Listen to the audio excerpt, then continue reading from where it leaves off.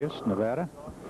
And as you can see behind us on the sign, welcome, radio control quarter scalers. Of course, it says open to the public too, but I guess what they're saying is that they aren't closing completely to the quarter scalers, but it looks that way, almost that way anyway. The parking lots and is full, and the inside if you tried to get a room, I think you'd have a hard time.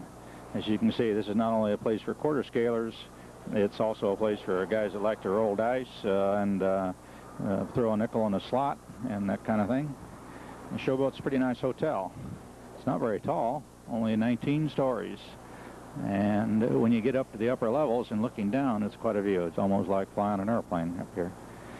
Frank Motley's our cameraman, and we'll just go inside and take a look at the aircraft inside on display tonight. Oh, as you can see, not only can we fool around with quarter scale model aircraft here in Showboat, we can also get rid of a quarter and dimes, nickels, and lots of bucks if you want to. It's really a nice place to get rid of all that kind of stuff, green stuff that grows hard and it comes easy and goes fast here. At least it does for me anyway. And here we are inside the Showboat Sports Pavilion, where on Thursday, October 27th, 1983, is displayed at the Quarter Scale Association's Las Vegas meet, the product of hundreds of modelers who have put in hours and hours and hours of effort in constructing their dreams and desires and efforts to show off and capture the magic of aircraft that fly. In the view now is the trophies that are given to the various classes of types of aircraft, and the trophies are distributed by, one more minute there, Frank, by the Quarter Scale Association, based on the pilots themselves who vote the various categories on a ballot given to them included in their entry. So every entrant gets a ballot and is allowed to place their vote for their category, whatever category, not whatever category, but all the categories that are involved in the judging. Okay, before us we have the entries from the San Gabriel Valley Radio Control Lake and their new banner. 2 B-17s, a Fairchild 22, a Baby Ace, a Citabria, and a Piper J3, all part of the group out of the San Gabriel Valley Radio Control Lake. That's quite a collection of aircraft modelers, considering they're really within the club. They're not really orientated toward quarter scale, but sure, apparently it looks like they'd like to be. And let's take some close look at some of the aircraft. And Piper J3 Cub, owner is Bill Wheeler. And the category that it's entered on is standoff scale, and the kit is a Balsa USA. It's powered by a K&B 61, and 12 pounds is the weight. Has a 9-foot wingspan. This craft got a radio by Kraft, and he says here he's from California. Civil aircraft category, we have Vern Brentner's sport entry, a Breedy kit, powered by a Quadra, and it weighs in at 18 pounds. Got an 80-inch span and Kraft radio. Very nice job for Vern. How's it fly? Flies real good. Real good flyer. Okay, break now. High-engine military category, we have our own Don V-17 Martins entries. Not one this year, but 2 Boeing B-17s. Or Westcraft kits. The number 2, which is in the camera now, is powered by OS 50 FSRs. 4 of them, weighs 41 pounds. And the other B-17, number 3, which we're coming up to now, is powered by 4 OS 45 FSRs. It says equipped with flaps. Number 2 is with retracts and also has a Bombay. I believe it's inoperable this year. Magnificent contribution to the excitement of the hobby. This one has only flown once, hasn't it? Yeah, that's it. Okay. Another view of Don's number 3 B-17. There's only 2 here out of the 3. Number 1 is hit the dust a couple of years ago. And he might have the sack that it was put in afterwards, but I don't know. There might be a souvenir or 2 here and there. The standoff scale category, we have Bill Oblamido's Fairchild 22C7A. It's an Orline kit, powered by a Quadra 35cc or 2 cubic inch, however you will. Won the Model of the Month last Tuesday night. Weighs 24 pounds, 8'2" span, with a Kraft FM radio system aboard, all ready for tomorrow's flying.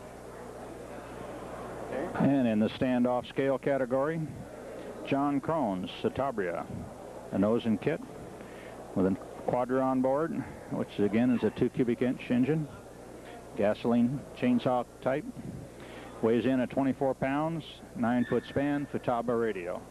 John did a beautiful job.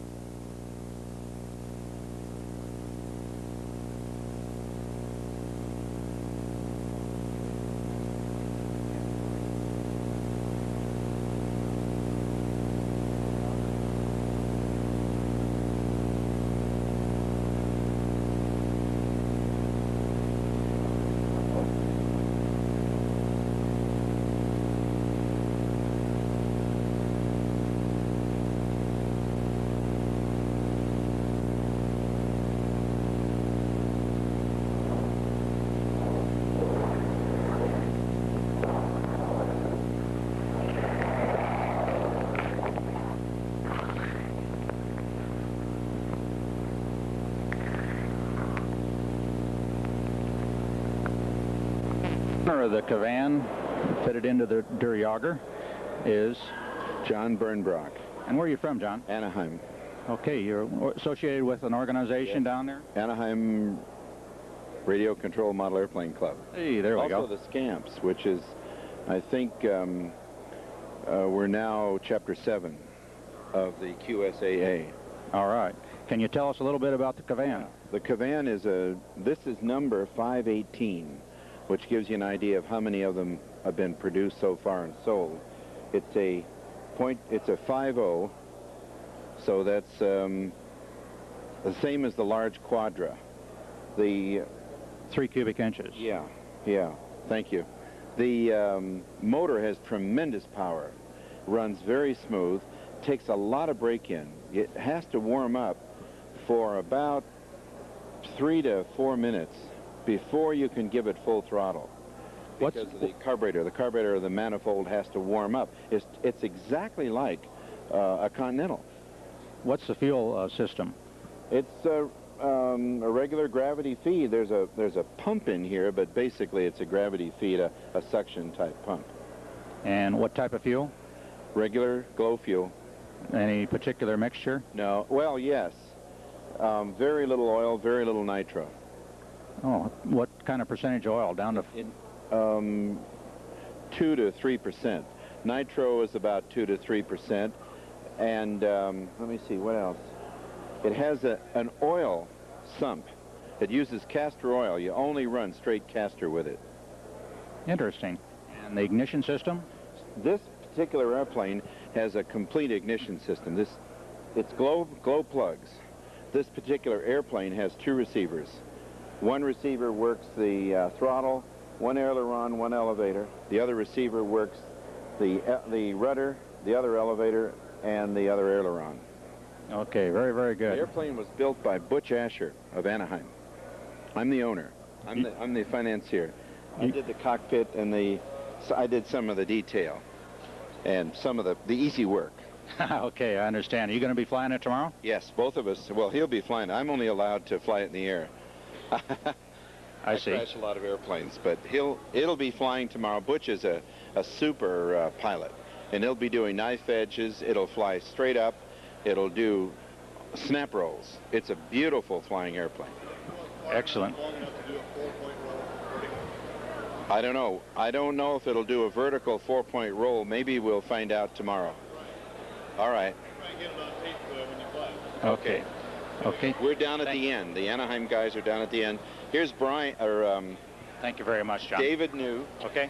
And Valor 1 modeling here, all the way from West Germany. And I have the owner of the airplane here to interview while the cameraman Frank Motley takes some shots of the aircraft. And I'd like to introduce you to your name, please. Jörg Vogelsang. Can you say that in English? Oh, well, that's a little bit like George Vogelsang.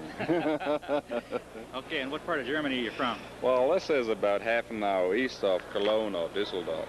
Okay, good. The aircraft, can you tell me a little bit about it? Manufacturing name? Yeah, right. It's a Siemens, and it is one of the latest being built in World War I, and they only had about 40 on duty, but it had the most powerful engine which was available in World War I, really.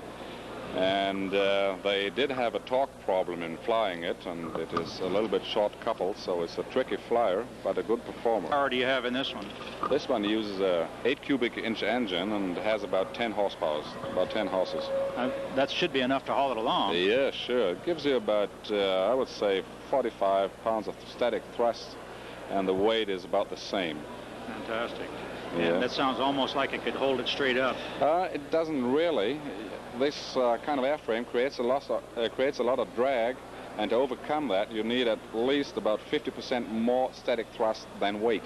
Okay. To go straight up endlessly. I understand, but it could go up quite a ways, vertically. It can. It does about 4 rolls straight up. Really? Are we going to see it fly tomorrow? Right-o. Okay, fine. Thanks very much. A Christian Eagle. Kit by Contempo with a 3.7 roper in it. Well, that ought to pull it at 24 pounds.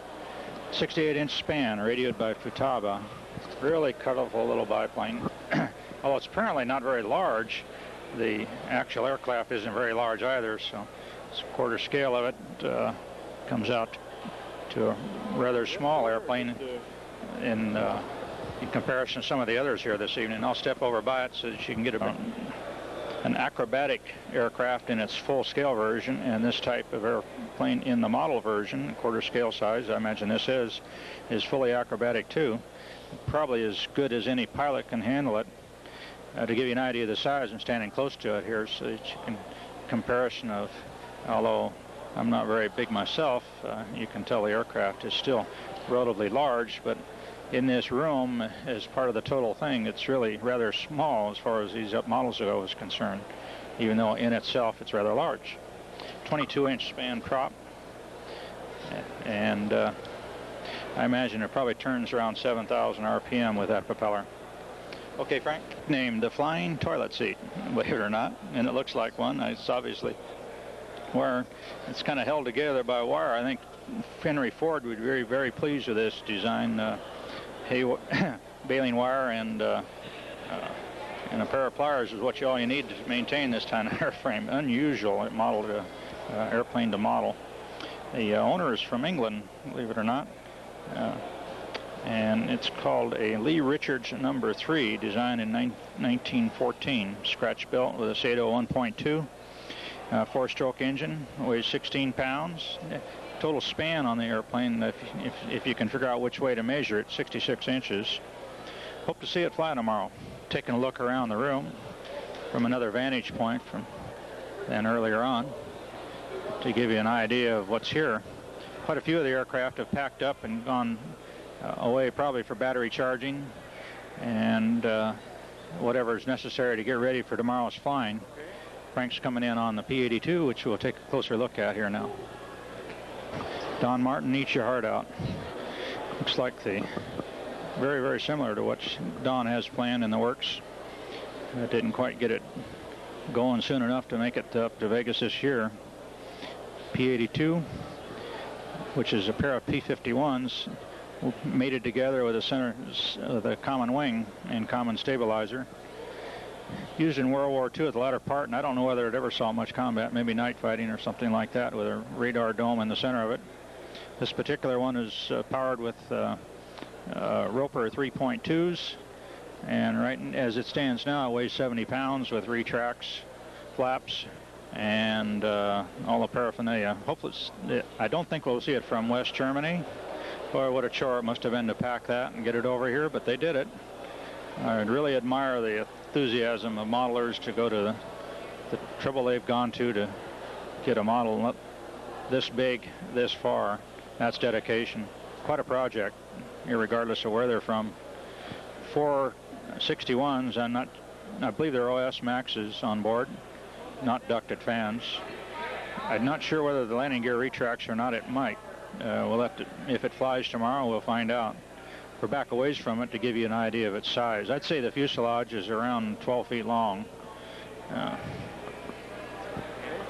The beautiful model you have here. Can you tell us about it? Your name, please. Farron Green from Fresno. From Fresno, Farron. Now, the type of aircraft it is and about the year that it was built. Aranca C3, and it would have been built about 1933. From that era, and you have power in it right now? Yes, I have a OS Gemini twin. And that size of that engine? Is a 1.20. About what speed do you think the model flies? About 35 miles an hour. Really, that's slow. So if the wind is blowing 20 miles an hour the other direction, you'll be only flying 15 miles an hour then on ground speed and almost catch it coming right out of the air. Is that about how it handles? I guess so. I haven't been in that much wind yet. But, okay. Well, you might run into it out here, you know. I've been here before, and it'll fly. Okay, that's good. Thanks very much. Very scale category, Orion PT-22. World War II primary trainer. I believe it was just used in the early part of the war and probably pre-war. Excellent example of a dedicated modeler trying to give a quarter-size example of the real thing. Clear down the rivets and landing gear structure. The engine's up in front, which is all dummy. The engine on board is actually a Quadra 50. That's a 3 cubic inch Quadra. Airplane weighs 24 pounds, and it's got a 109-inch span, powered by, or radioed by a Futaba. Okay. Well, I bet you can't guess what that is. You're right, Bud Nose and P-51. Bob Haley, eat your heart out. PT-17, another primary trainer from the U.S. Army, prior to and during World War II. Another excellent example of quarter-scale modeling. Rivet heads on the wing. I guess they're not rivet heads. I guess they're sewing marks where the cloth covering on the original was sewn. The Egg Cat, not a very pretty airplane, but I'm certain it does its intended task in the full-size version much better than a lot of designs that are adapted to some other different use. Crop duster currently in use around the countryside. If you're driving around, you might keep your eyes on the horizon. You might see one if you're going in through the country.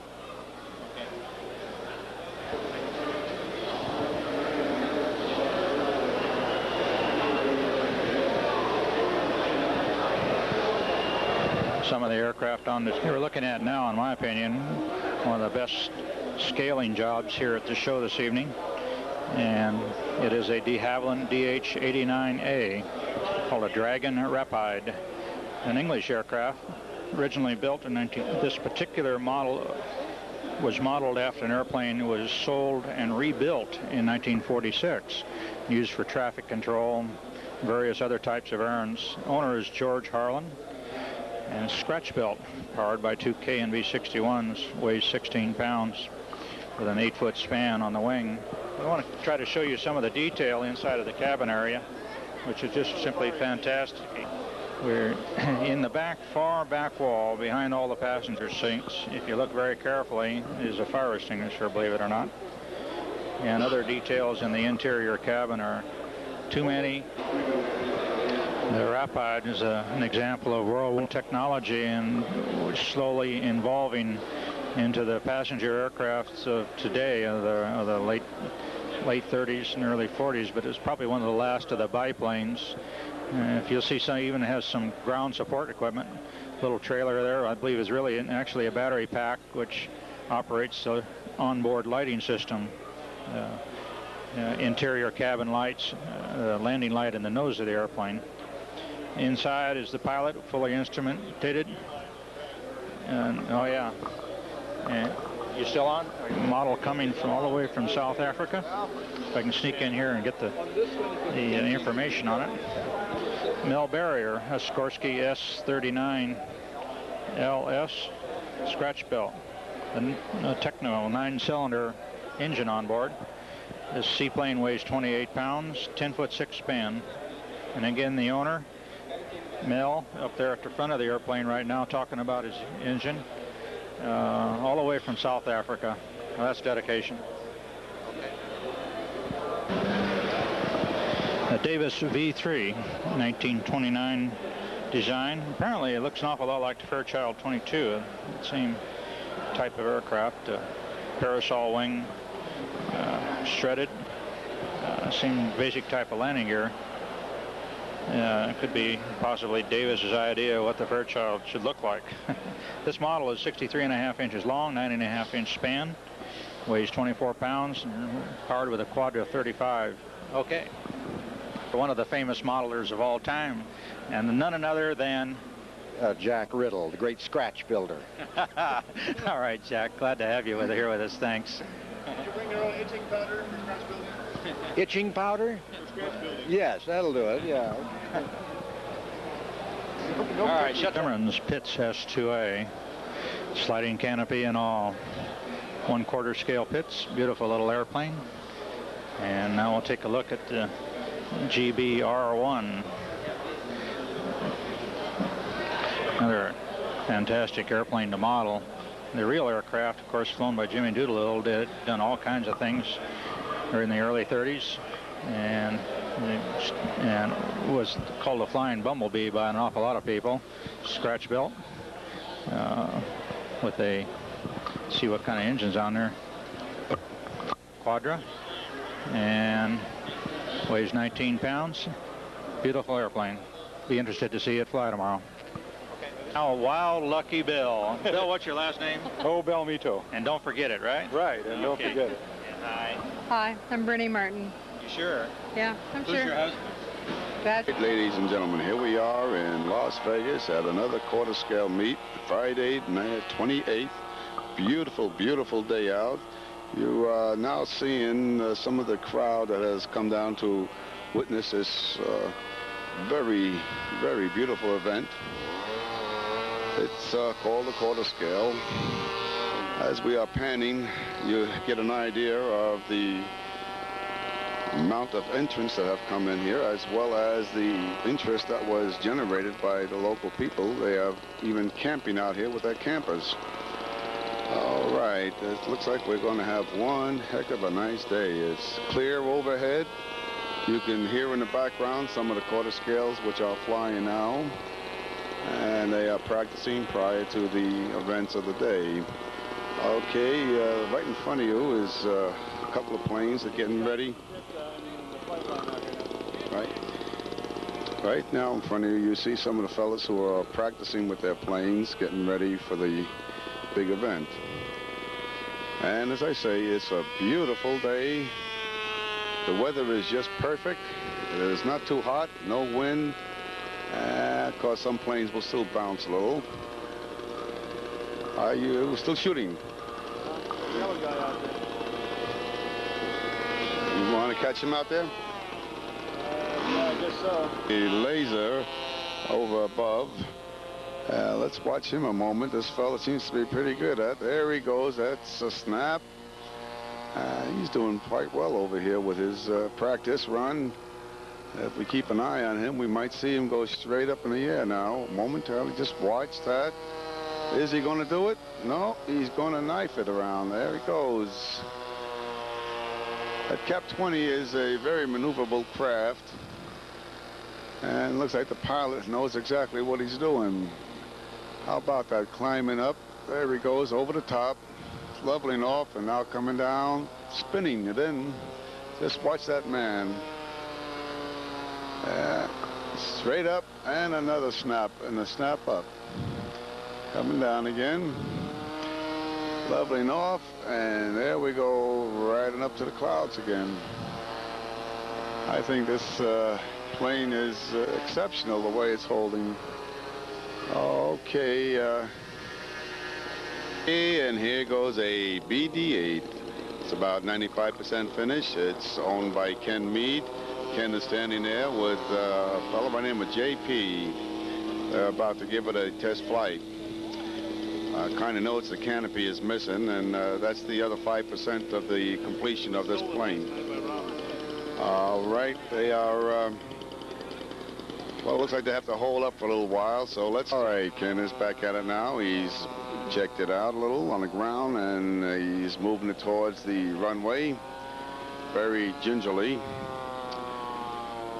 It's kind of rough out there. This is a dry lake, and there's an awful lot of cracks on the dirt. Any moment now, he's going to attempt to take it up. This will be its second flight. He had one test flight back in the Whittier Narrows, and this will be its next flight. And there, it's rolling down and rolling. The tail is up, and the plane is up. Looks like it's nice and stable, moving along. Very, very stable. And brings himself into a nice shallow turn, coming back to the field. And I would say that Ken Mead has done it again. A nice, stable, flying quarter scale BD-8. Less the canopy. Well, that thing is really like it's on a set of train tracks the way it's moving. And let's see if he's going to be doing anything in particular with it, like possibly a stunt or two. And no, I thought he was going to go into a roll, but apparently not. He's just taking straight flights on this test. Coming around very nicely. And we'll keep an eye on him for a moment and see what he's going to be doing. There he goes into a nice roll. And is he trying a loop? Yes, all the way around on the loop. So I guess he's going to be quite satisfied with the plane. I imagine when he puts the canopy on, it's going to be a model that'll probably be copied by a number of other members of the club, since it flies so well and apparently has such a nice shape to it. Okay. Golden thumbs are still on the controls, still testing. And it looks to me like everything is just fine. There goes another roll, and another roll, and another roll. A little bit, well, maybe not 100% perfect straight roll, but not bad at all. Knife edging. That is, I should say, it's more of a 4-point turn on that roll. And he's doing very well. There he goes again, upside down now. Flies very well upside down. It's a good thing he doesn't have his pilot in there. Might have dropped out. He forgot to put the safety belt on. Okay, Ken over the top. Very, very mild dive and out.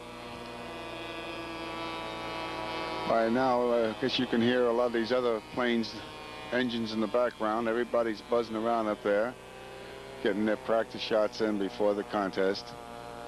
One beautiful thing about this field, it's so wide open, you can probably fly out a few miles and still see your plane as long as it's big enough, and don't have to worry about any great big interference of buildings or other frequencies of boats or what have you that usually are back around our own field. Well, everything looks real good out here. And Ken is still buzzing around up there and testing. Oh, look at that little chute coming down. A man was flying in a J3 Cub and jumped out. Just touching down now. How about that? Okay, Frank. Okay, here comes Kenny now. He's going to make a pass, a low pass, and right on out again. For a moment there, we thought he might be coming for landing, but it was a little bit too fast. I guess he'll be going around a few more times. Okay, that's enough, Charlie. There's a loop on Ken's BD-8. That was very nicely executed. And let's see if he'll try it again for this. Hopefully pass to come in for a landing finally. He's been up there for quite a while. Well, knife edging. How about that 4-point roll? Very well done. Okay, he's coming around now. Let's see if he's going to be coming in for his landing. He's been fooling me all day here. No, looks like another quick pass across the field. Low pass it is again. Right on around the field. And up. There he goes. Okay, there's a... There goes a J3 now. That belongs to Lonnie, another member of the club. Wow, he was off real fast. That thing looks sweet up there. Moving along real swell, just like a regular plane. Full scale, speed and all. How about that, Frank? Isn't that a beautiful thing flying over there? Let's stop the Cub, okay? Okay, here comes the BD-8, and this time the engine is going quiet, so I feel for certain that it's coming in for a landing. Yeah, here he comes, very slow and neat and settling down nice and sweet right in front of him. And ladies and gentlemen, that was a beautiful exhibition of a BD-8 flying by Ken Mead. You're rolling now. There's a Cub, Lonnie's Cub, made a low pass across the field, staying down low, as a matter of fact, going right around now, finally pulling up. Lonnie, by the way, is a very, very good pilot. He's also flies helicopters as well as various types of fixed-wing planes. Notice how he controls that thing only a few feet above the ground, where most pilots would probably freeze and put it in. That Cub is just moving along beautifully by Lonnie. There he goes, taking it up now. Getting a little altitude, I guess, give somebody else a chance to take off. All right, there's a beautiful Pitts, white and red stripe. Not a member of our club, but the pit looks so good that we just have to take a shot of it. Uh-oh, oops. That didn't quite make it. That's right. That's what Frank says. The pitman is there for that purpose. And it looks like a cap 20 right. Oh, shot on that pitch here. Here we try one more time. Man is standing behind it now and letting it go. The tail is up. This time he's got it. There she goes. This pitch is considered one of the most aerobatic airplanes out. And I've seen some boys really take that thing and ring it to a point where it's almost unbelievable. Okay, Frank, he's doing a good job on it. And the Cub just went by in front of us, which he didn't quite catch. Let's see what he's going to do with that pitch. Oh, okay, a little knife edge. Okay, that's a Jaeger up there, that biplane. I do believe it's a Balsa USA kit. Unfortunately, we missed the takeoff, but it seems to be quite a good little plane for flying, maneuverable and all. I'm not too sure what that has. The you think that's the you think it's the Cavan twin that's in there, huh? Well, if it's the Cavan twin, that's quite a bit of an engine there. But there were about 3 or 4 of those Jaegers on display yesterday, and I'm not quite sure exactly which one that one was. That's up there now. But that seems to be quite a good little airplane. Maybe we'll be able to catch it on its landing and see how it handles on the ground then. Oh, look at that thing go. Nice, slow. There it is. That was a thing, if you want to call it that. Right. I think Frank here can call these maneuvers a lot better than I can. Okay, here he comes down at a... It's not a very fast plane, but it's a very, very stable plane. I guess that Cavan engine must be quite a bit of an engine there. I think that's the $1,500 engine on sale for $1,200. Okay. Frank says $11.99 today only. Okay, all those that want one better come out here fast before they're all sold. That's it, Frank. We're going to take a little recap of the flight line right now. As you can see, there's another Jaeger sitting there with a Quadra, a J3 Cub, and in the background are the B-17s. There's a Fairchild 22, that's that blue and yellow one belonging to, some guy by the name of Bill Obamito. Okay, Frank is trying to get a hold of the tent where most of the fellows from the club are at. I think he's got a bit of it there, and that's for sure, Frank. It's got the most shade all over. The B-17 wing, they got the thing, straight down. No, I'm sorry. I'm just trying to shoot the activities of the club tent over there, which we're looking at now, and you can see the B-17 wing pointing straight down. I guess they're working on a gear or something. Let's go ahead, Charlie. Going around to the right. Okay, in front of the B-17 is a Fairchild. There is a Cub J3. Right over here's another Cub, and looks like we have another B-17 over here right behind. I'm not sure what that plane is. It's a Fly Baby. And that B-17 had a lot of names written all over it. Oh, there is that beautiful, beautiful plane that was on display yesterday. Frank, what do you call that black and yellow one? Do you remember the name of that plane? Masterpiece, I think. Masterpiece is right. That thing was just built exceptionally beautiful. I hope they fly it, and I sure like to see it. Anyway, the 17, okay, we're panning back now to another 17 I mentioned a moment ago with all the names on it. Anybody who walked past the 17 on display was asked to write their name on it. And if it, are you ready? Are you shooting? One more bit of information about this 17. The gentleman who owns it is going to try to fly that one following Don Martin's 217s. So there'll be 3 17s at one time up in the air. If this is done today, it will be a first, and it will also be, I guess this is going to be event of the year. It'll be the event of many years. There's going to be 3 B-17s. It'll be the first time that 3 of them are going to try to go up at one time in a formation. 2 of them there belong to Don Martin from San Gabriel. First 2, nearest 2. That's the first 2 nearest to, as I was corrected. That's San Gabriel Radio Control League. They're starting up the engines right now. The 3rd one over on the end belongs to Grant from Tulsa. I think it's Tulsa, or I believe that's where he managed they came from. The one with all the signatures. Yeah, it's got signatures all over it, just like the real one did in the old World War II. Okay, so we're going to try to have these 3 going up in a formation flight. Ken Mead will... And the guy from far away is flown this morning. So that number 3 may be a questionable problem. I believe... I believe Jim Peterson is going to be the pilot on number 2, which is just on the nearest, and then I believe, let's see, Peterson on the far one, and Ken Mead on the number 2, which is the Red Cowls. So let's hope that we have good luck, because the probability of it happening is pretty poor. All right, thank you, Frank, for that comment. As I said before, this is going to be a first, and it'll be history, because it's never done before, and probably never will be done again. Okay, Frank, shall we just watch them for a few moments while they're getting the engine started?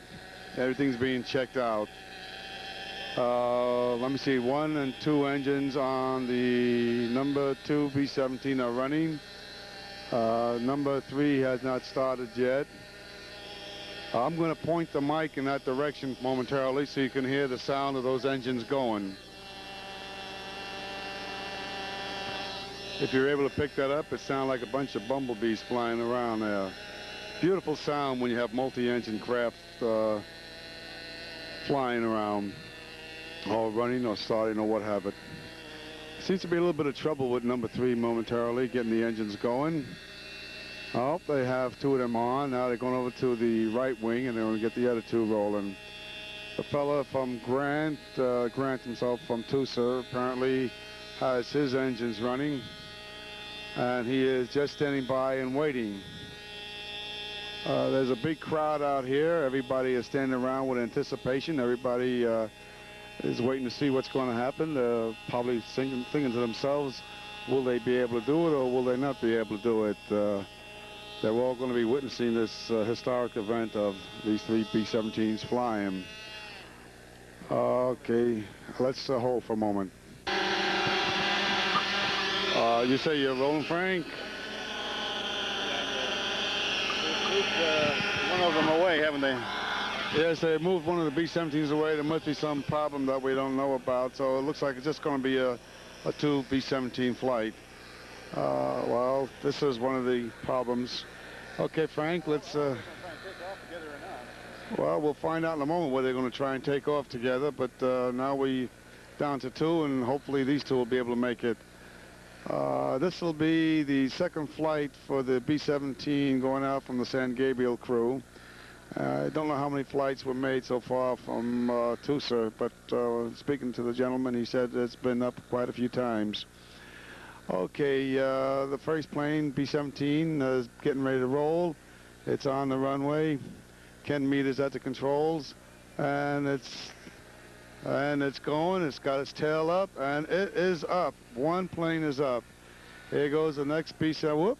He didn't quite make the next one. And around there, the fellow from Tucson is having trouble, and he's going to pull it back, straighten out his wheel, and watch his prop so he doesn't kick it. Like I say, this is going to be a first if it ever happens. It's a rather difficult thing to get several planes up there, 4 engines especially, flying in this type of formation. 1 engine is bad enough. When you have 4 engines on a plane, that's 4 times the trouble. All right, everybody's still standing around in the background here, standing with anticipation, waiting to see what's going to happen. Okay, here goes the Tusa plane. B-17 is taxiing. There he's rolling and rolling, and he's up. He is up. There are 2 B-17s in the air. One of them just made a low pass across the field, and they are going up now.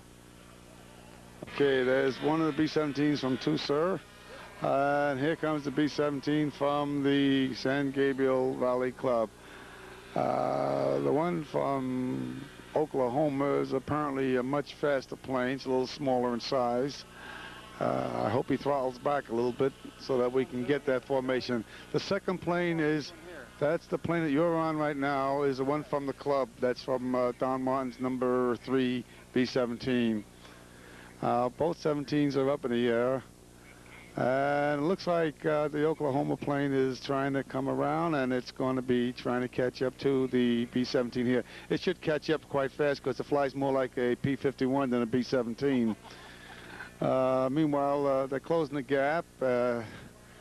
Very shortly now, they'll be very close to each other. There is a turn by the San Gabriel 17, and now Oklahoma is coming around also.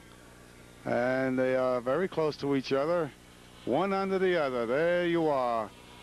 How about that? 2 B-17s at one time. Well, not quite formation, but nevertheless, 2 B-17s flying. A very spectacular flight to be seen over here. Unfortunately, the first B-17 did not quite make it this trip. We'll try it again some other time, maybe later in the day. Okay, now both of them are coming together. There's 2 B-17s. The slower one, Frank, is the San Gabriel. The faster one is from Oklahoma. Like I said before, that one from Oklahoma flies more like a P-51 than a B-17. It has an awful lot of pep behind it and just moves along like a fighter rather than the bomber. Now, if they can only throttle that thing back a little bit, we might be able to get that formation flight that we were talking about a few minutes ago.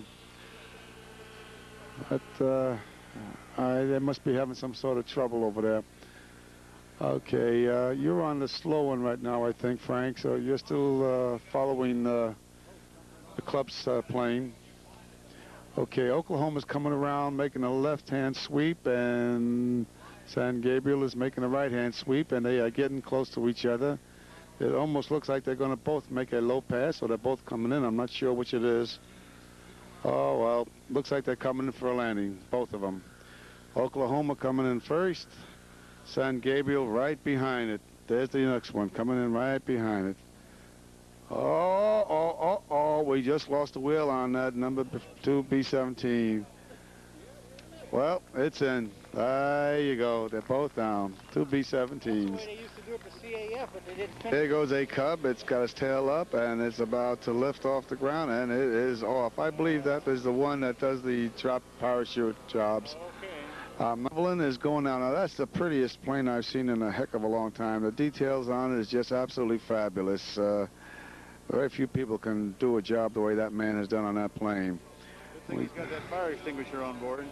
That's what Frank says. He's got a fire extinguisher on board. It's a good thing. There it goes. It's starting to roll out. It is just beautiful. My God, look, that tail is up, and it is up and off. That was a beautiful, beautiful rollout. That plane is built with upholstered seats on the inside. It's a very good. What do you say about that scale? It's almost museum quality. Well, Frank feels it's museum quality, and I have to agree with him on that. It's absolutely beautiful. It's going around. And I hope we get a couple of good shots of it, because this is just something magnificent to look at. On display, they had lights on the inside, so you can look in there and see the way the seats have been arranged and covered. The interior is scale, exactly like the regular de Havilland. It looks like de Havilland is coming in for a landing right now, or is it just a pass? No, low pass. Going right around. Isn't that a pretty sight to look at? Okay.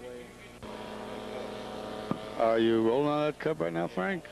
Hey, Frank, have you got that plane with smoking out there? Look at that sucker go. Hey, a nice little spin down into a dive and pulling out. The smoke is dissipating, unfortunately. I thought we may be able to get that all on film. I don't know if he has any more in there, Frank, so why don't we just hold up here? That Howard is beautiful. You say what now? If I look at what? If you looked at the color of his underwear, you know how nervous he was.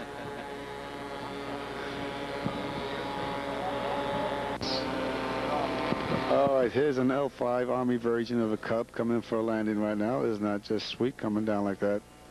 Okay, Frank, let's, he's coming down for a landing now. That's a beautiful built plane also.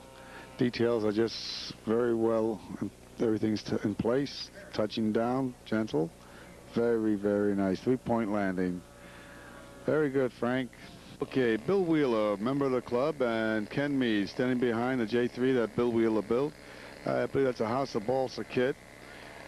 Bill Wheeler is getting ready. They're testing out the engine, and it'll be its first flight, and I don't think the thing flew in about a year. So right now, it's right in front of the J3. Down it is. Oh my gosh, you just stopped within a matter of 5 feet. Stop and turn. Beautiful plane.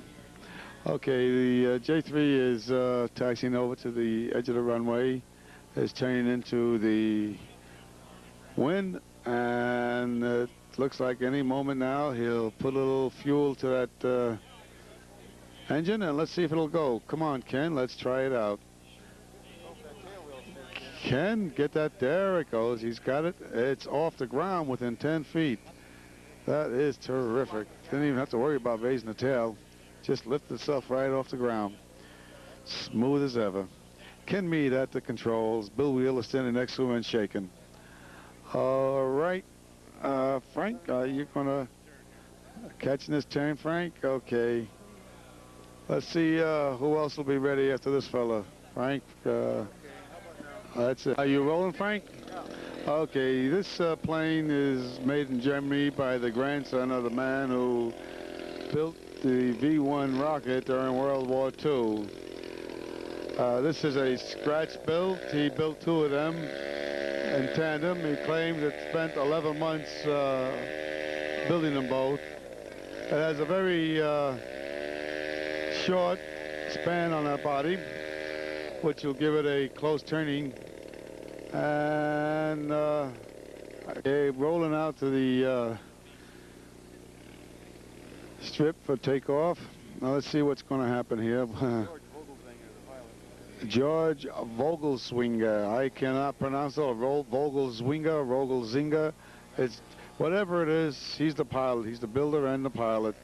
Okay, it's on its roll off, and it's tail up, and he's off and out. He's supposed to have a exceptionally strong engine in there. I think we have that on some tape in an earlier interview. That thing is really just climbing straight out there, just going up and up. It's quite a plane. As I said before, it's not a kit, it's all scratch. Let's follow him a while and see what he's doing. All right, Frank, I think you're still on him, so we'll still keep watching him for a while. Let's hope that he puts on a little show like he did with that V1 rocket last year. Low pass coming in right across the field. If I didn't know that was a model, I would swear it was the real thing. Oh, looks like he's touching down. He must be having, nope, touch and go, and away he is. That was a fooler. I thought he might want to come in for a landing just then. All right, he's coming around again. He's pouring the coal to it, making a very tight turn. In fact, if you were a U-control pilot, you would think he had a wide. Look at that. Holy mackerel, Hannah, he did it. And that's what you heard Frank say. Double turn, snap to the left, and right low to the ground yet. He's got more guts than I have standing here. Nice roll right out. Okay. Said this man is going to put on a show, and he sure as heck is. Oh, there he's even got smoke coming out of it. He's a real showmanship man. I think straight up, over the top, level off. Nice hard turn to the right, bringing it down low again, right across the field. He's puffing away there. Now let's see what else he has in store for us that's going to surprise us. He's going up a little high there. Maybe he has in mind to do a spin. Well, let's just watch for a while and see what he does. He's going, he's climbing, constantly climbing. He's planning something, don't know what it is yet. Okay, he's kicking out his smoke again. And there goes. Oh, how about that snapping up there? I'd like to see him do a lump rock. Down close to it. Look at that.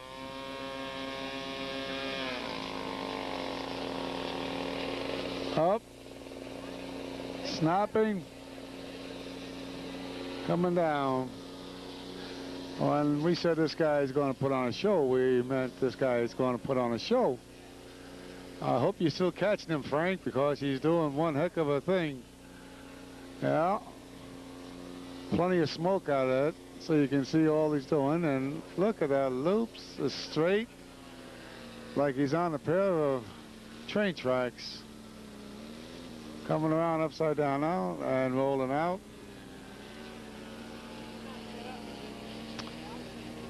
Five planes at a time are allowed to be flying right now for a safety factor.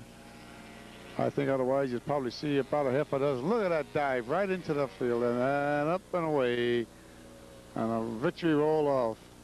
Down, upside down. I don't know whether you're shooting or not, Frank, but there he goes. And he's coming around again. Just let's watch this man with his maneuvers. Upside down again. Climbing out in inverted position. Still upside down.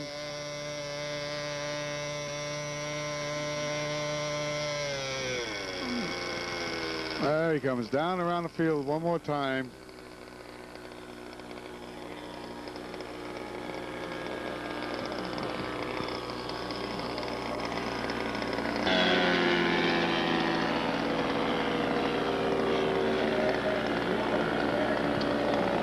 Oh, you're shooting again, Frank.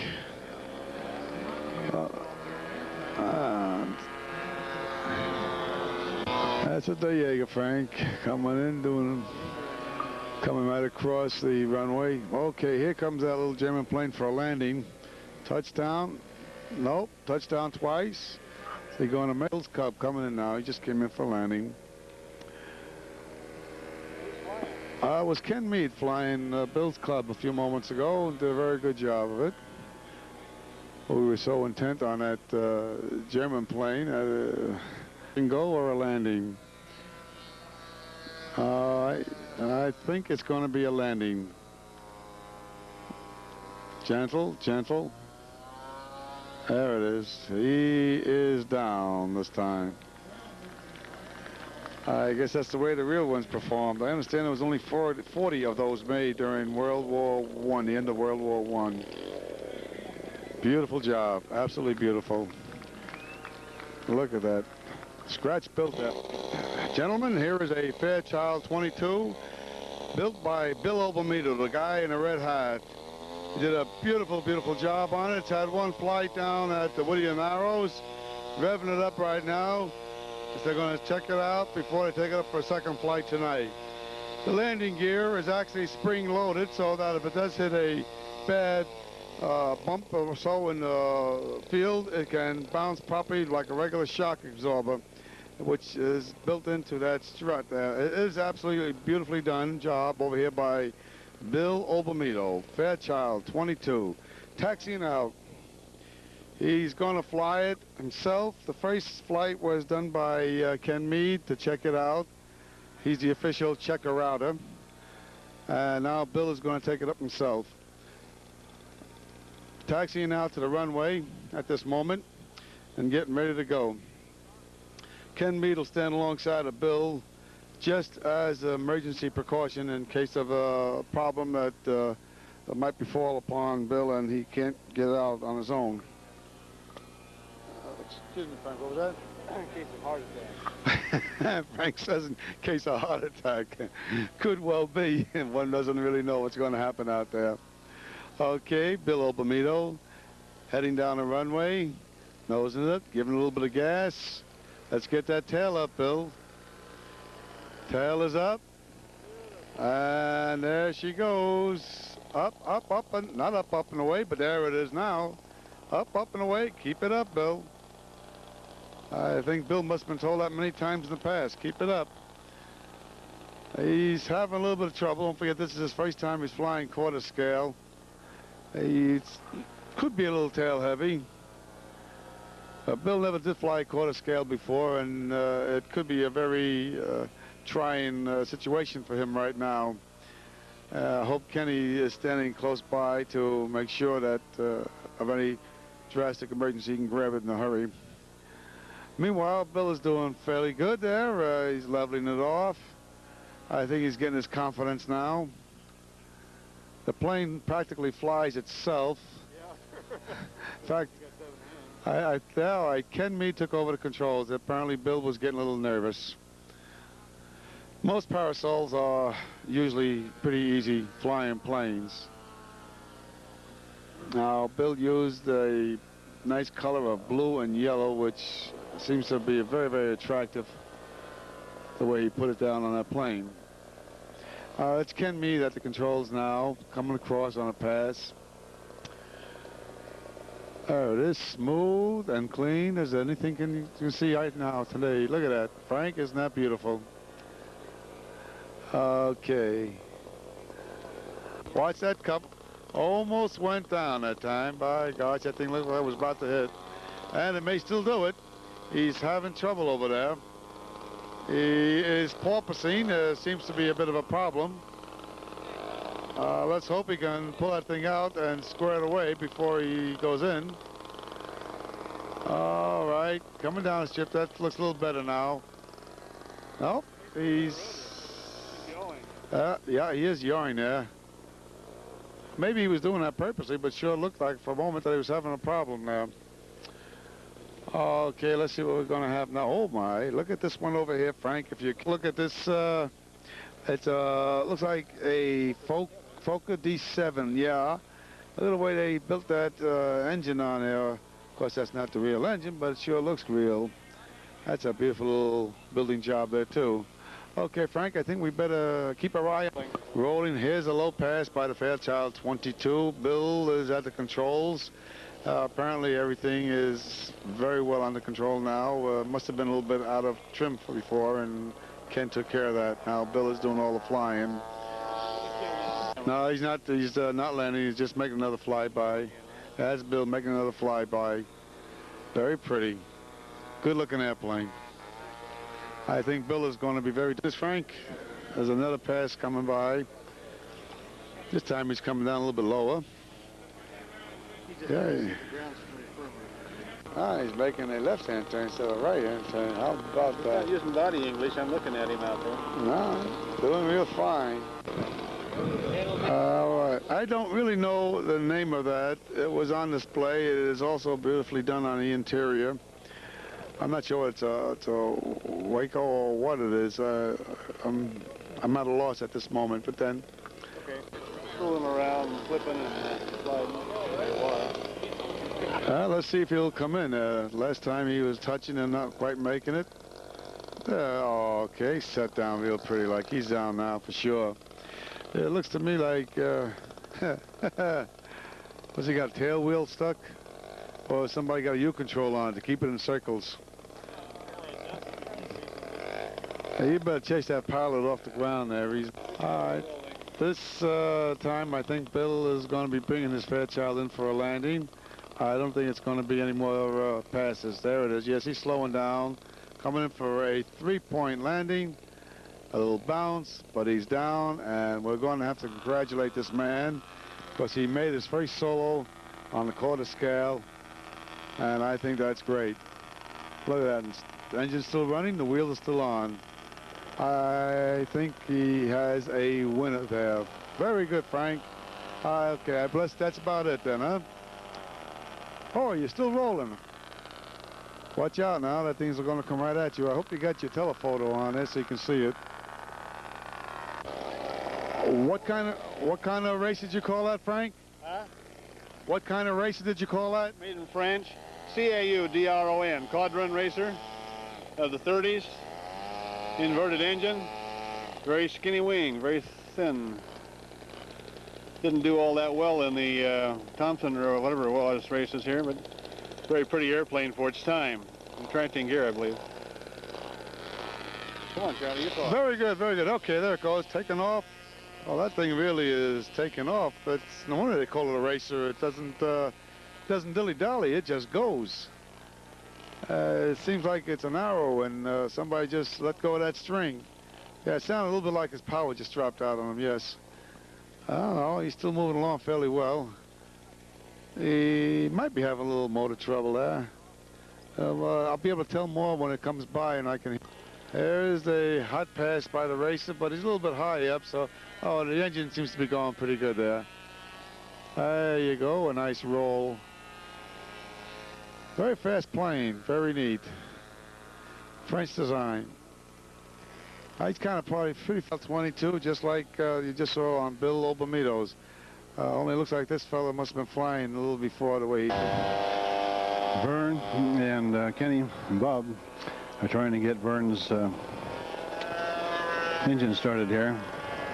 It's along about noon time, and it's just a little bit bulky and getting going. So we should have him, should have some action here in just a little bit. Has problems. This guy with the red Fokker D7 is still trying to get it going, and that's been an hour and a half now. So everybody has a little bit of trouble out here. The old Cub yawing and side slipping, really doing a beautiful job of demonstrating takeoff or landing approaches.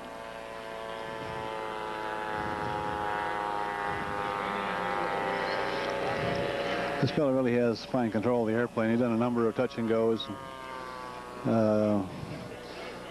Tail high touchdowns and roll on throughs. Quite an impressive flying aircraft. Does a beautiful side slip on approach. Formula One racer, a shoestring quarter scale. Very pretty airplane.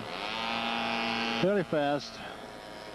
Looks like the real McCoy. I think the real McCoy only did about 220 miles an hour, so this probably does close to 80. It's not too bad for the simulation of the real thing.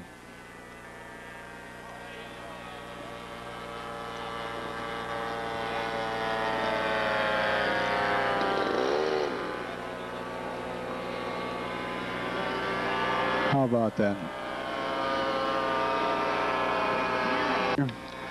There's 4 of those out here that I've counted. I believe this particular one's running a Cavan.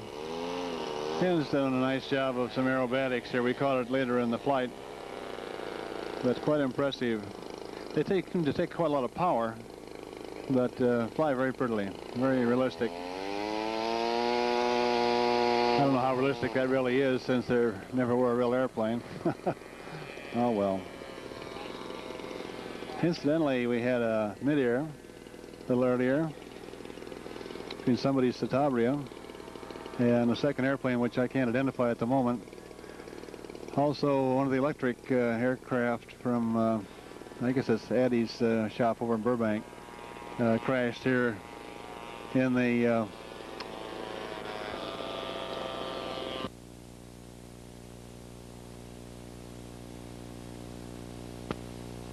a low pass again by the Formula One.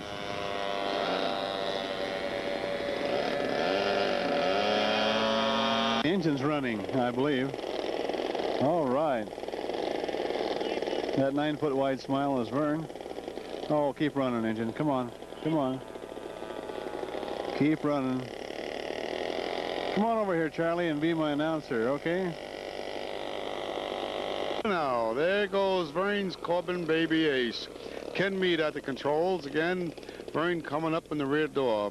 Bob Medell holding his little camera. He wants to take a picture or two of it also as it goes by. It had a maiden flight down in Woody Narrows. This is going to be his second flight today. This run has a quadra in it. Could have been flown with a 90 just as well. In fact, probably be a little bit faster with a 90.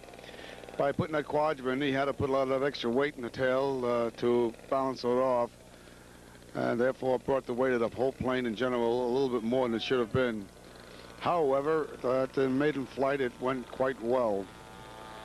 Okay, Vern is going to be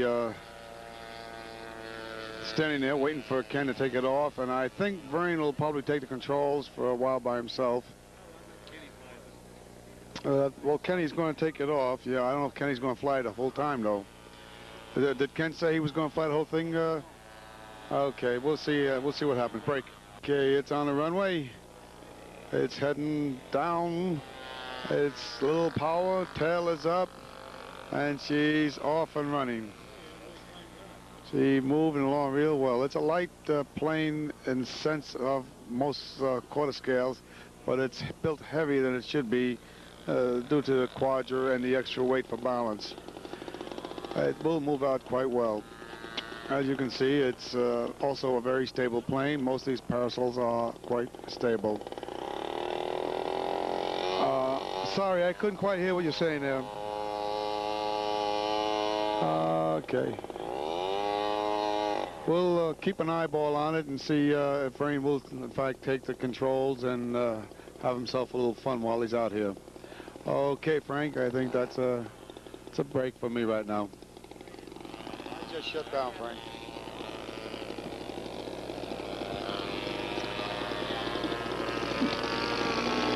Well, Frank has still got this lens on there. I might as well say a couple words yet. Yellow cap 20 with a checkerboard on its tail. On takeoff. Woohoo! That came very, very close to hitting some of the pilots out there. A little squirrely on takeoff. Although cap 20 is supposed to be a rather maneuverable aircraft. Okay, let's see what it does. Hazel. There is a SIG model of a clip-wing Cub. It's also about to take off. Tail is up, and the plane is up. Very nice, very nice. But most of SIG's planes are very good flying aircraft.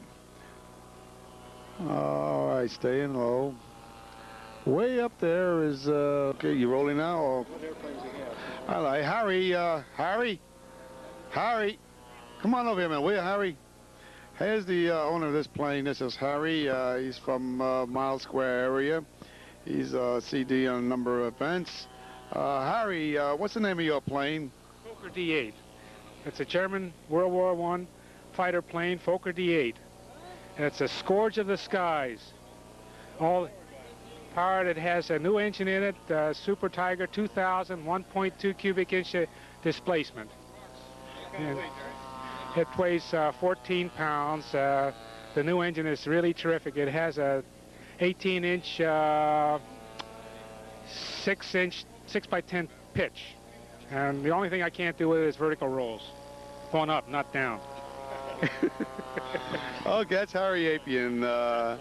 And he says it flies real nice. It's a very nice flying airplane. Well, we will see in a few minutes what it does. Okay. That's it, Frank. George, can I talk to you a minute, George? This is George Vogelsang. Is that the way you pronounce your name? George, say a few words into the camera about your plane. Well, I think at first I do have to say that I really love to come over here and to see you folks over here. That's really a great show you put on, and we brought 8 teams over here this year from Germany. So this is a Siemens Schuckert. It's the late World War I fighter, and they only had about 40 on service, and they had a real big engine in those years. It had about 220 horsepower. And I really tried to recreate that and put a real big engine in it. Well, and just see how it performs. Let's have a look at it. And this time I'm going to drop a bomb too. Have a look at that. How about that? The Germans are still dropping bombs on us. Okay. Thank you very much, George. Okay. Okay, that's a Das Jäger plane. It's been built by the so-called Hobby Swap News. You can see it printed on the side. Sounds like a chainsaw. Yes, Frank thinks it sounds like a chainsaw, and most likely is. This Swap News company is a place where you can send away for their newsprint and find out who has models and engines and what have you around to swap for money, of course, at a much reduced rate, because it is usually used material. Okay, Frank. You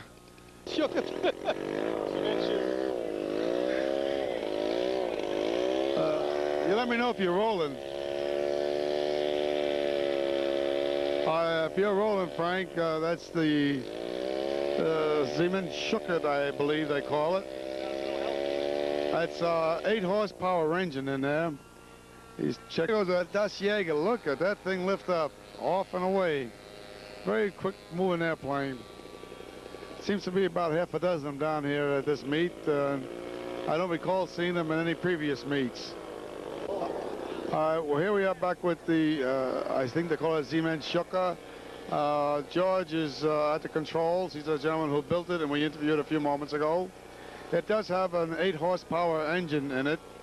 The original model was built in such a way that every time that engine was up, the plane wanted to tilt to one side, so they ended up building it so that the engine would rotate in one direction while the prop rotated in another direction, tried to do a counter-torque action.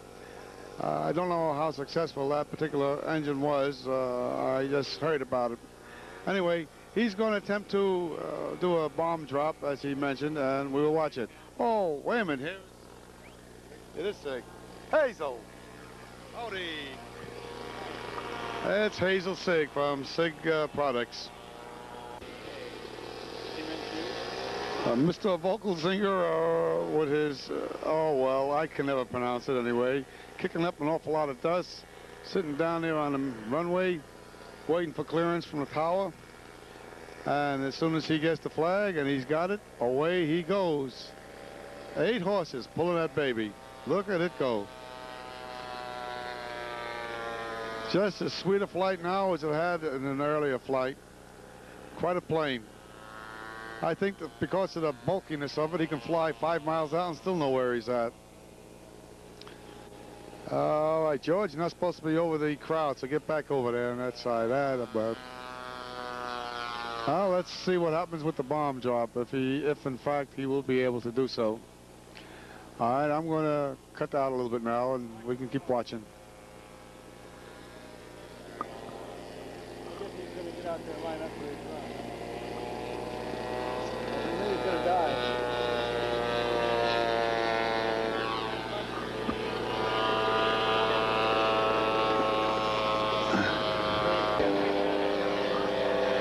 We're still waiting for him to drop that bomb. There goes his smoke. He does a magnificent job with the smoke and some of his aerobatics. So we'll just keep him on camera for a while and let all the action take care of itself. Oh my, Harry Apian's. No, that wasn't Harry Apian. That was another plane that just crashed on the runway.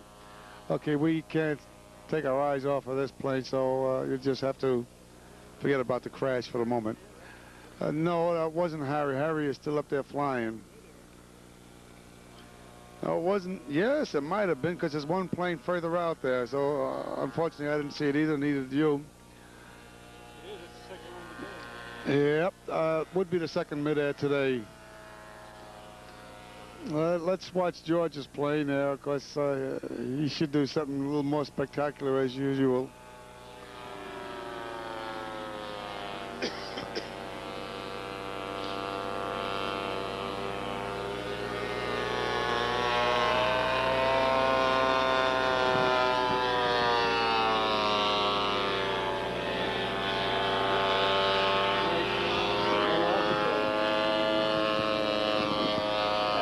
How about that knife edging? Isn't that something? Of course, he's dropping a little, but beautiful plane.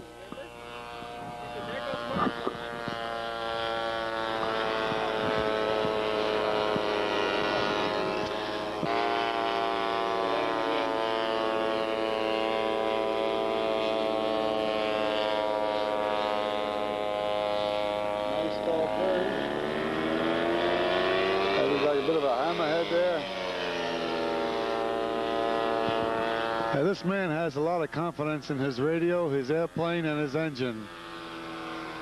He'll do what he wants to do, and that plane will do exactly what he tells us to do.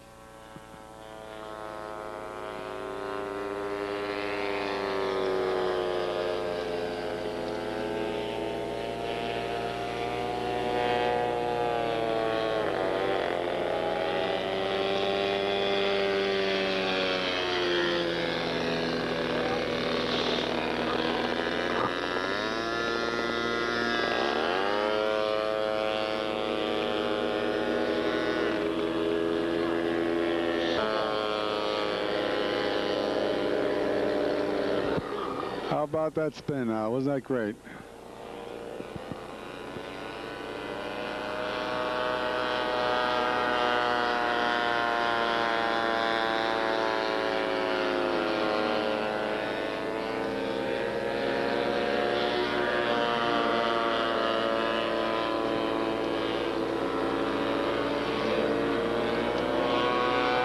You see that? Hope you're getting this, Frank. I really hope you're getting all this. It's he's doing some fabulous flying there. Yeah, something fell off of that on that last flight. I don't know what it was. That last maneuver that he did. Well, it might have been a two-turn snap to the left, but as he pulled out of it, something did fall off the plane. I saw it float down to the runway. Apparently, there's nothing that will hinder the flying.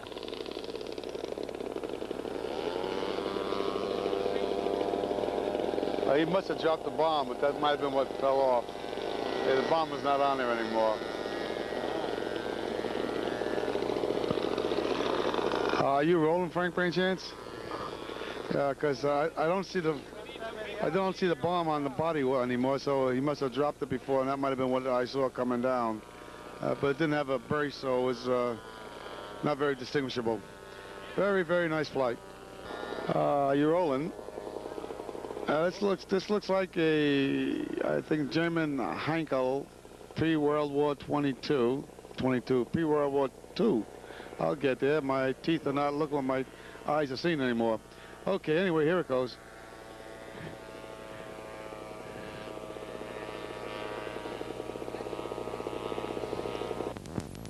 There it is. I'm not sure what they call that plane. Some people call it a donut shape. Others call it a flying toilet seat, but you can make your own judgment accordingly. However, he can fly that thing in a manner where just about stalling out and practically drop vertical. Now, let's keep an eye on him for a few moments, and let's see if he tries that again. It is quite a rig. There was one built like that many, many years ago. I don't think they made more than a few of them in the full-size plane. It's very, very unusual. From down here, it almost looks like one of those little harps that they used to have, but you put in your mouth. Okay, let's watch him. He's got a rather heavy body and a very narrow wing chord. There it is. See that? Just standing still practically. Dropping along. All right, he stalled out and came down. Barely moving. How about that? I wonder if he can drop straight down.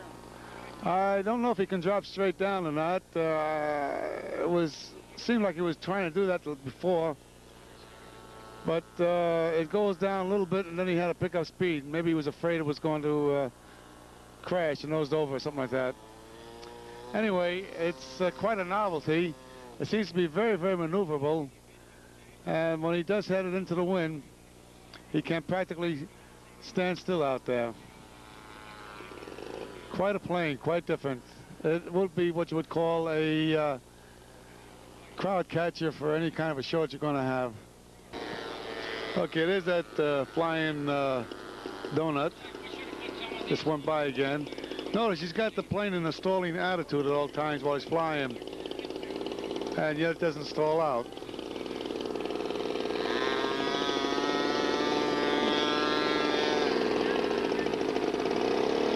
This particular design. They're pretty good flyers as a rule. In fact, one just recently made a record on staying aloft. I think it was something like 8 hours or so. It's a new record for non-stop flying with any kind of a plane, although it wasn't a glow, it was a quarter scale. Okay, here comes that toilet seat in again. Look at that touchdown. Sweet as pie.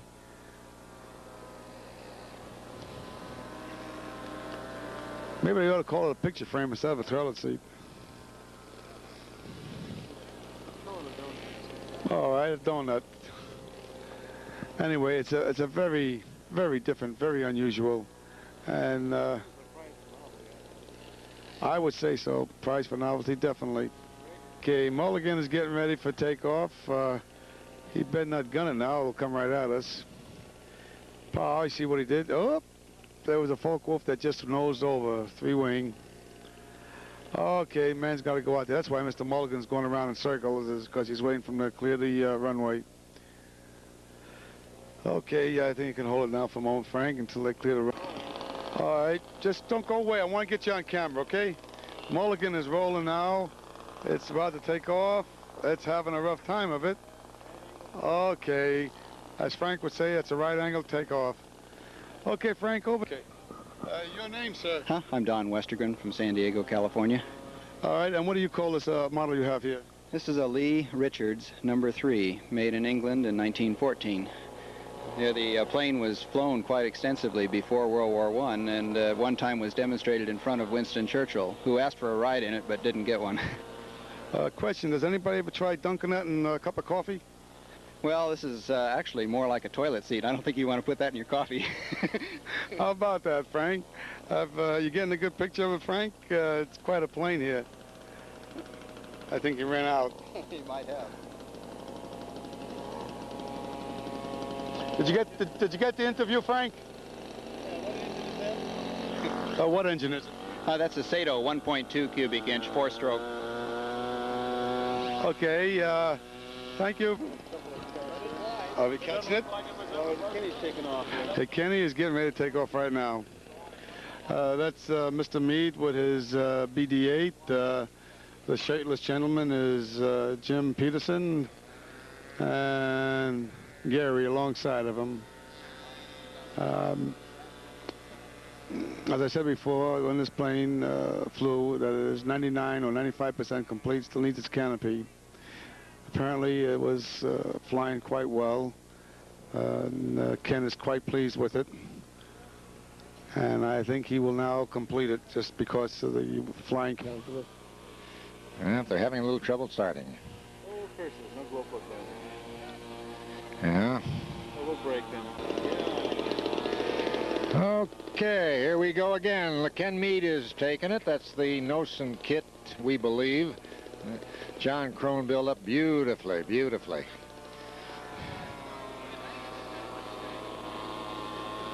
Temperature right now is about 95, 100 degrees. Air is level and cool, or clear, not too windy. Looks like there's a slight breeze coming from the southwest. Here he goes. He's starting off.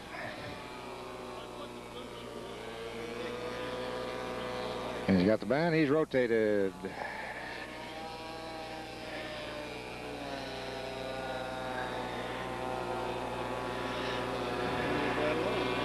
Oh, yeah, it flies very smoothly up there now. Looks like it has a beaucoup power. He's doing quite well with all the others of them, yeah. On-premise starter would probably be the answer for it. Oh, we've got some low passers coming by here that are going to cause a little hassle in that flight line. Who's flying it? Ken is flying right now. Bob is out there with Jim. All right, that's another Satabria that's out here, that green and white one. She's a beauty, and he's been doing very, very low passes. Knife edges at about 20 feet. Inverted passes at 20 feet. Everything at 20 feet. In fact, get down to 4 feet sometimes. We hope Kenny sees him and can go under him. Here he comes back. Let's see if he's going to... That's an awfully slow approach, though. He may be coming in for a landing. Yeah, that's what it looks like. He looks like he's trying to slip it a little. Yep. He's touching down on... He's going left wheel first. Yeah, but that is a beauty. They've had a Fokker D7, World War I. The red scourge, as different from the Fokker scourge, which was an E1. This is a D7.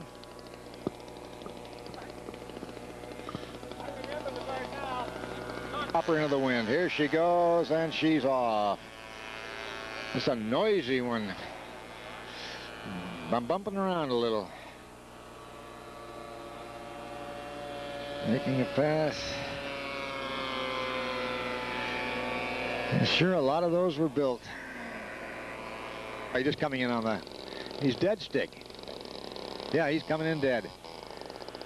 There he goes. And a typical Meade landing. Very, very, very good. Grand Granger. That's Balsa USA's kit. And there was about 5 of them out here at the show. It's a beautiful plane. It seems to perform exceptionally well. They look good, and you can do a tremendous job decorating them. But they all fly beautifully.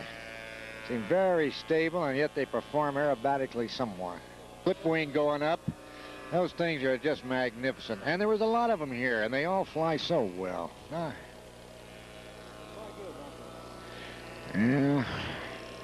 Here comes this Cessna. What did I say, Cessna? A Satabria made those things. That was a Satabria 3 Pro, he said.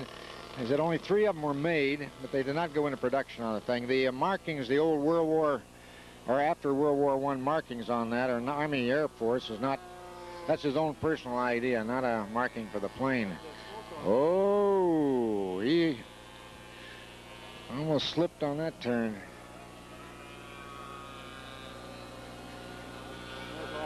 The Hunter. Der Jäger, the Hunter. Keep offen mit der Futten, you know, on der Wing. Yeah. Those are, that might be a very inexpensive plane to get started in on quarter scale and still have something that'll perform just about anything you want to do with it, unless you want out and out speed. There's a nice hammerhead. And he comes down. Very, very, very nice. Something about a biplane when it's up like that is sure delightful to watch. And there are so many out here today. Real nostalgia, etc., etc. Hey, those black crosses really show up on that yellow ship. And he's going to give us a little show here. Yeah, very nice roll on it. Yeah, that plane performs most adequately. You want 2 or 3 of them? I take one of them right now. That looks almost like a half scale, I'll bet you. Yeah, maybe. What is the name of it? Fournier? It's Fournier. It's Fournier, and it's a sailplane that's had an engine mounted in it. And Frank says that the astronauts put this Volkswagen in it. Quite a flying thing. We'll see how it performs. Air glider, with a power glider rather. And this is the French team brought this over from somewhere in France. I do not know what power he has in it. From here, I can't tell.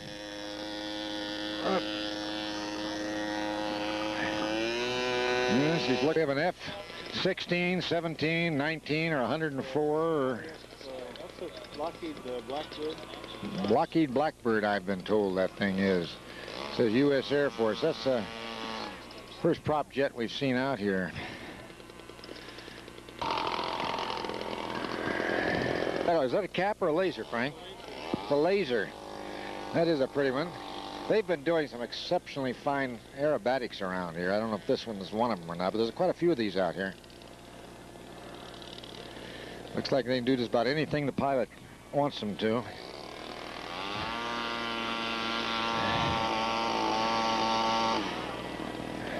Overall preponderance of tail draggers here. I think there's only one or two tricycle gear. All models, that is.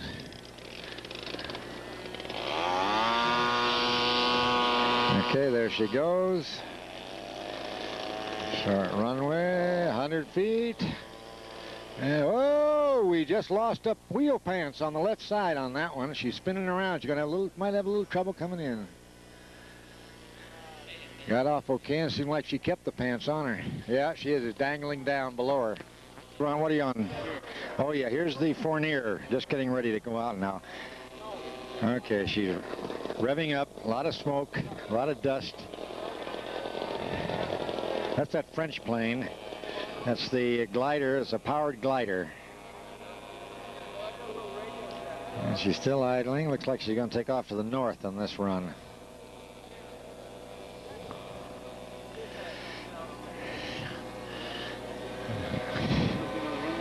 No, I can't tell why he's slow. He's looking this way. He's not. It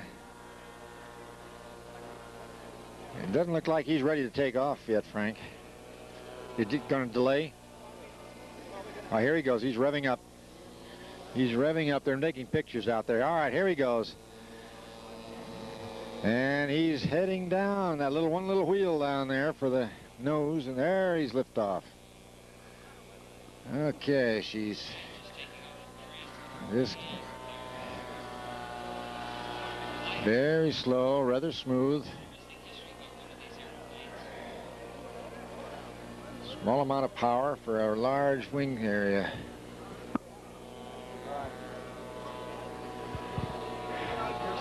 Yes, compared to these others, it is a little slow. Look at these babies go by her.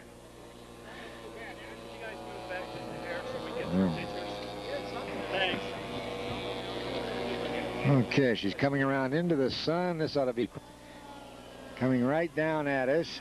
Let's hope she doesn't. And there.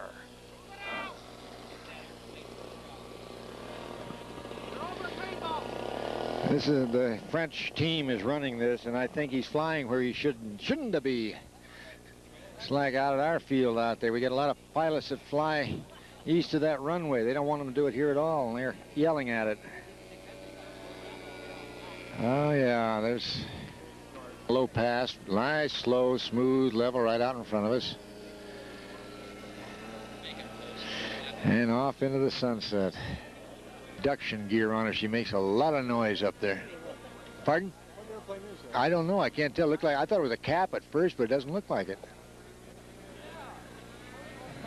I have no idea what you gonna fly that? That's a low flyby. He almost looked like he was gonna touch down. Yeah, he really does. No, it's very realistic looking, I guess. Came out. It's a big one there. It looks like it's almost third scale on that thing. 28. This is no, that I don't believe that is Proctor's kit though. It's a beauty. It doesn't look the proper size for Proctor. The other Newport 28 went in a little earlier. Looked like he had radio trouble and did a quick snap roll at high speeds. Fournier coming in. Looks like he's coming in for a touchdown. Yeah, he's reaching. He did it. Okay, everybody's happy with that. And, yeah, no. That's a big airplane. What do you think the span of that is, Jack? Oh, boy, she's 15 I'd say 12, 15 feet anyway. 15 feet. Yeah, that has to be almost a half scale, or that could be a third scale. Yeah, could be a third scale because gliders, you know, have such a tremendous span. Be there now. It's the beauty. It just came in. It looks like it's about the third scale one. Probably the one that Doolittle flew. Yeah, it's a gorgeous little plane. Easy to carry as long as you have a great big car. No, I have no idea. I didn't see him even put it together. I think that's the one that Doolittle flew in the Thompson, wasn't it? Doolittle flew a plane either this type, this one, or very similar in one of the air races down here. So it had quite a history, and it's a very fine flyer. It just had a bad reputation, almost undeserved. Nothing wrong, he just killed the pilot. Yeah, but it was, I say, that was the, a lot of planes have done that. What the heck? We're rolling on that. We're trying to get two of them together. Here they come together. Now you're going to be able to see them. There's twins coming around. Looks like they're trying to play like a pylon. Yeah, okay. They're just, this is not at full bore. Okay, one backs off. He's going a little high into the turn. Yep, he is going to try to make him around again with him. In the meantime, the Newport 28 is right above him. They're going right underneath him.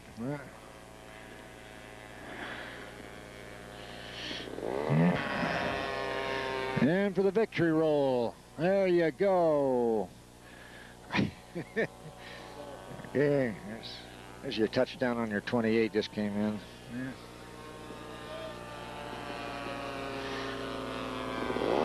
Oh, Lamshalot. Yeah, there he goes up.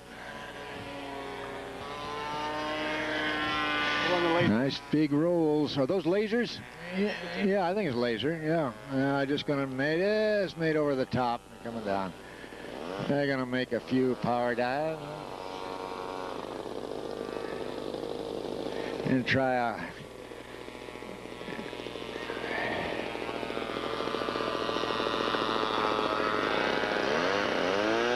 now you can see all three planes there for a second. They seem to be running around each other all the time. The poor old Newport 28 gets lapped 3 laps for 1 here, these boys.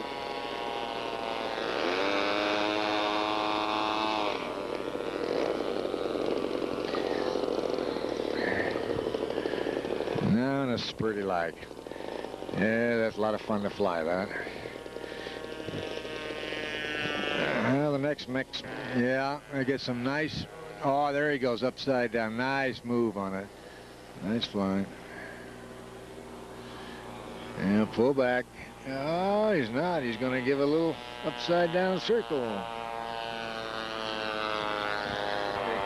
I came in 10. Ah, great. Okay, we're back on the laser again, and she's coming around. And we're going to get 2 at one time. Up. They really have a nice moves on that plane. That is really just a fine. There we go, a little stunt. You've got a Cub up there doing some skywriting. Can you? Oh, yeah. Just fine, free flying up there. Real nice. There's his knife edging. A knife edge both sides. There you go. Pilot of merit. Heading way up. Those J3s are all over the place, and they're still a great little plane to follow. It's a nice little smoker he has on it. There, she still smokes on and off. She's turned off. And he's off. Oh, and the laser did a 13 spins. There, floundering up there. There he goes. There he goes. Inverted spin. And he kicks in, and there he goes up again. He can pull himself right up, man. He's upside down now. There he goes. There he goes. And he does us over. One nice. There.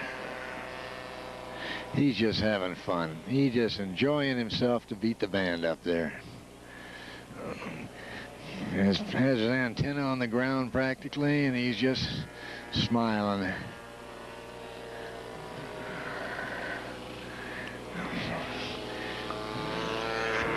Okay. Point it this way. Okay.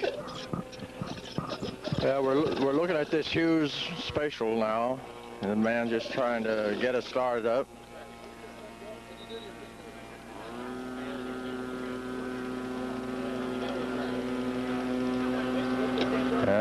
He's primed it. The switch is on now. And here we go.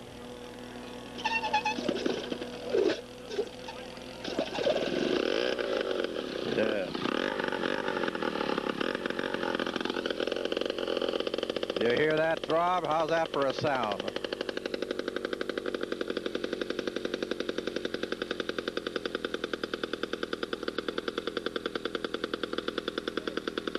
Boy, that's got it paired, don't it? Wait a minute.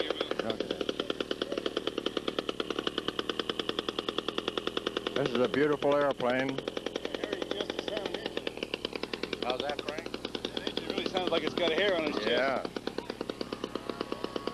The way that engine sounds, it's really got some hair on its chest, and it looks beautiful taxiing out now.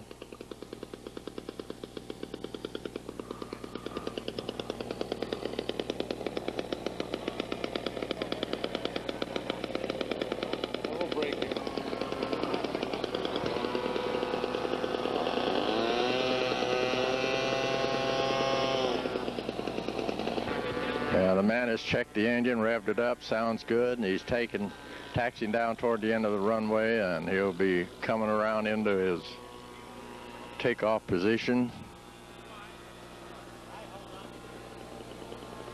Sitting at the end of the runway, the engine's starting to rev up. Here we go. The Howard Hughes Special, taking off, tails up, he's off the ground. What a beautiful takeoff, look at there.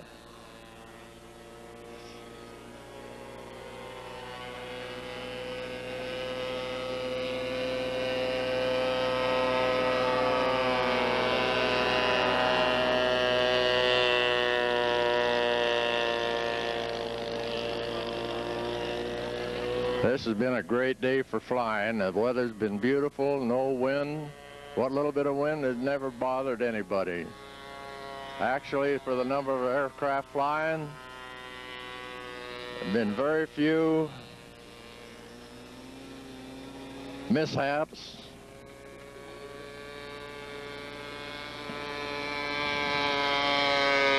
Look at that. Realism personified.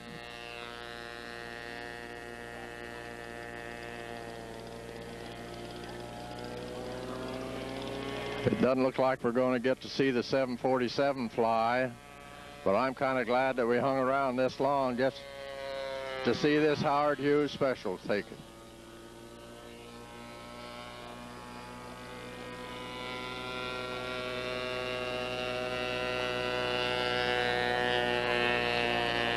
I don't believe Howard Hughes used this for any aerobatic work, strictly a racing plane, but this man goes through a routine that's pretty spectacular.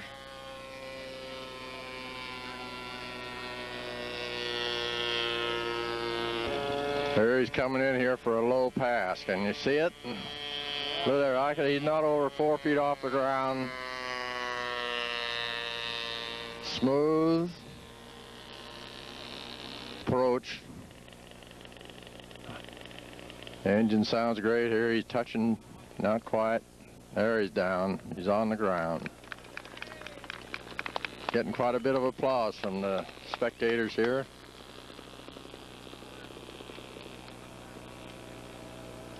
He's sitting right in the middle of the runway and is conked it out, but you're going to have to carry.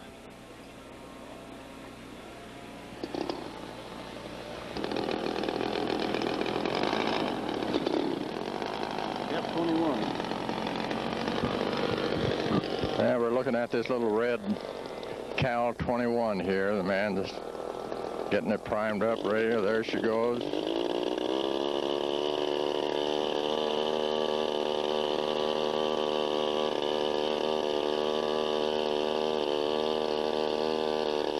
Yeah, here's another Cal 21 painted white that we're looking at. See what it does.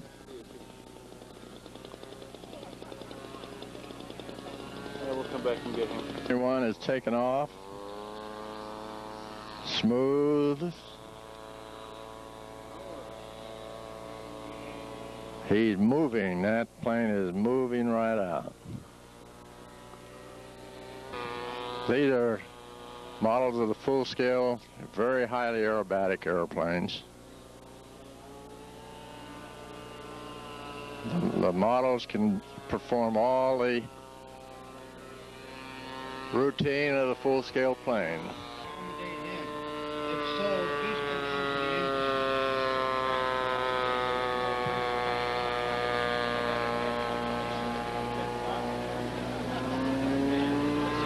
Yep, 21.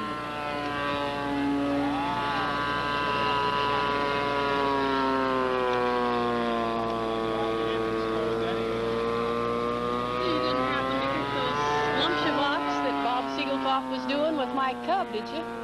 On film? No, I wasn't out here. I was flying Hazel's clip-wing Cub, and Bob Siegelkopf came over, and he wanted to try it. He's building one, and he wanted to know how it flew. And he noticed that you were. He says, "Look, oh, you fly the same mode I do." So. Yeah, we fly mode 1. Now, you guys that came along after the Reed people. No, you guys that came along after the Reeds, you know what mode 1 is. When we flew Reeds, we had to fly aileron on one button and elevator on the other button because you couldn't work 2 on the same side. And then we come to a proportional. A lot of the guys changed over to mode 2, which they put the elevator and the aileron on the same stick. But some of us didn't change. I mean, we was used to flying separated that way, and so we stayed that way. Anyway, Bob Siegelkopf, he came over, and he wanted to know how the Cub flew. He's building one. So he took it and flew it after he found out that he flies the same mode that I do. And he said, "Does it Lumshavak?" And I said, "I don't know. I never tried it." So he rolled it over inverted, and he pushed everything in the corner, and it Lumshavaked, and so he push it again, it Lumshavaked again. And he says every time, he said it Lumshavak's just right on command. What did he do? 1 or 2? One, about 2 tumbles, yeah. So I took it up and I said, "What do you do, Bob?" And he said, "Well, get it over inverted and push everything in the corner down." Left. Yeah. Everything to the left, full throttle, inverted, like you do an outside snap. And it started tumbling. And every time you do it, it every time. Yeah, that's what makes it. I guess, tumble like that.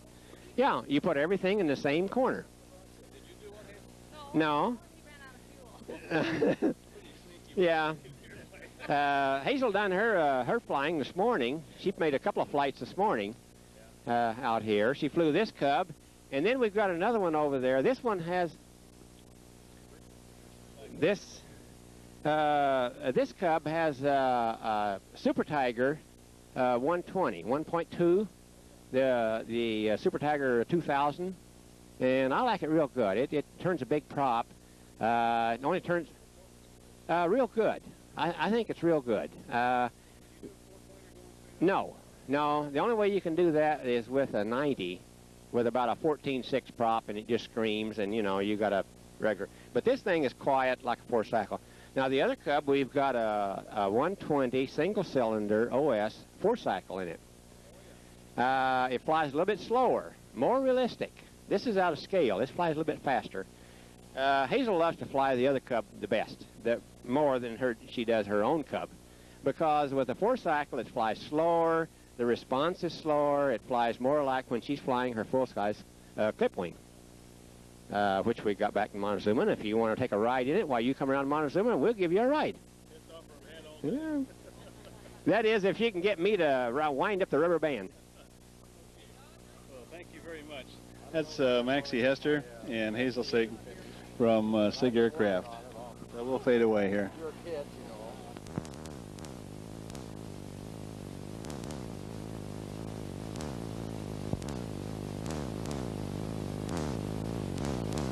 Much energy, so much youth and beauty. Second day of activities here at the Vegas Quarter Scale 1983. And this gentleman with the GB has just fired it up. And whether he's really ready to fly, I'm not sure. But I'd sure hate to miss this. This is a real flying barrel. As near as I can recognize it, it's the type that Doolittle flew in the Thompson back in the early 30s.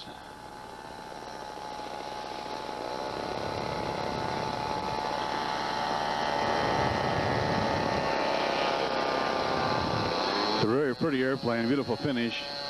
You may have seen some other pictures of it on the other tape. Go break. Okay, our GB is rolling.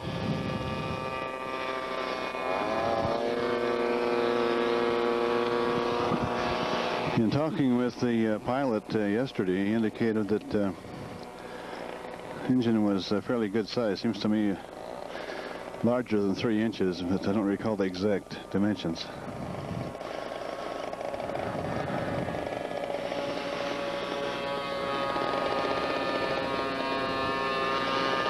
The thing is really short coupled, believe me. It's a tail dragger with that much pitch sitting on the ground.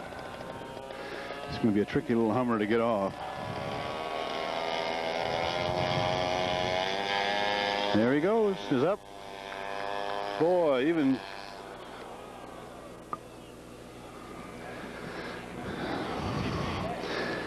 Well, as Jimmy Doolittle would have said, oh shit. It's a really genuine dead bird. A few seconds of Der Jaeger. It's really a beautiful day again here on Saturday here at Las Vegas, 83. Sunny, no wind. Skies are blue with mixed very high clouds. Once in a while we're lucky and one gets between us and the sun. So it's a bit warm out here, but a lovely day for flying. Oh, I missed the spin there, doggone.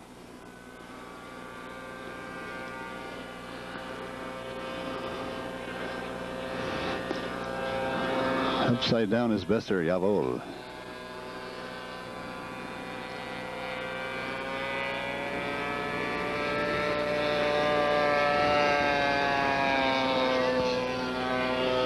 A quarter scale Focke-Wulf just took off. Missed a little bit of that. But let's see what he can do with it. There he is.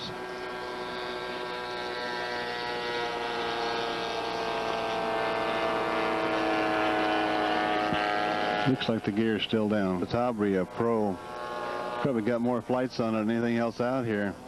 Very good flyer with smoke against the blue sky. The big yellow wing looks very nice. Quite aerobatic. Perhaps you've seen some of them earlier on yesterday's tape. Very smooth. Nice bunch of guys. Our Focke-Wulf again. Very realistic looking airplane, at least on the ground. Oops, turns towards the crowds or no-nos.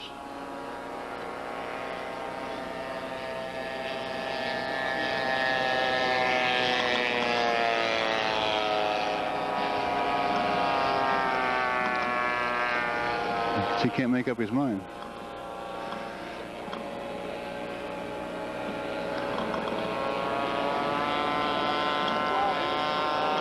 Oh well.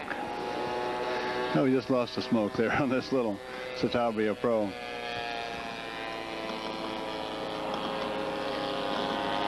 A lot of fun to watch.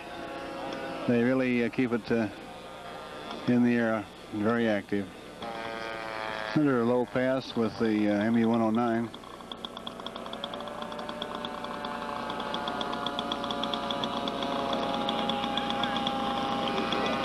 No, I guess he's not going to land. I thought he was going to make an approach, but